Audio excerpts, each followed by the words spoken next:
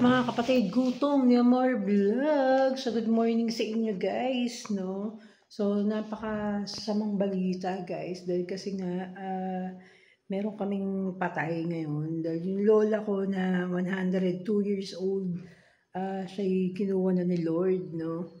So, madre siya guys. So, kagabi lang siya binawian ng buhay.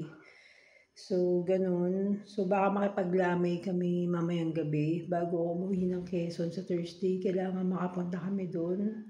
Dahil nung mga bata pa kami guys, talagang yun yung umaalalay sa amin. Yung nag-aaral pa kami sa St. Anne, sa Santa Ana.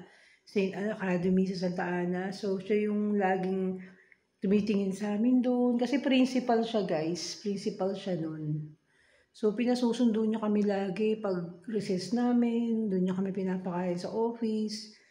So, nakakalungkot lang dahil kasi nga nawala na siya guys. Pero, ano na rin yun dahil kasi bonus life niya na talaga. Dahil kasi umabot siya ng 100 years old.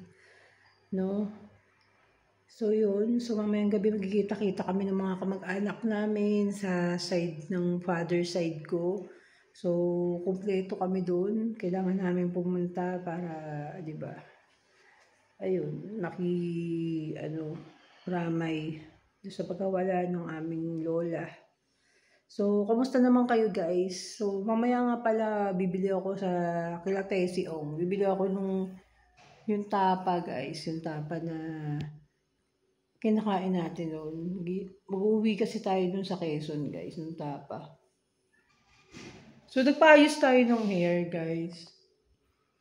So, nagpa-highlights tayo ng buhok. Ganyan. Tapos, in-argan therapy yan. Argan therapy, yung pinakamagandang hair treatment. Argan.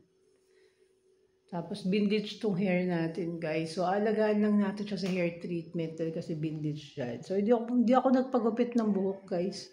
Dahil gusto kong magpahaba kasi talaga ng buhok. Hindi ako nagpa-trim.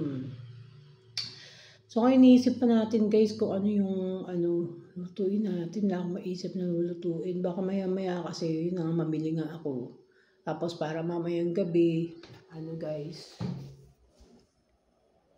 makapunta na kami doon sa Lamay. So, yun, mamalat ako. Sakit na.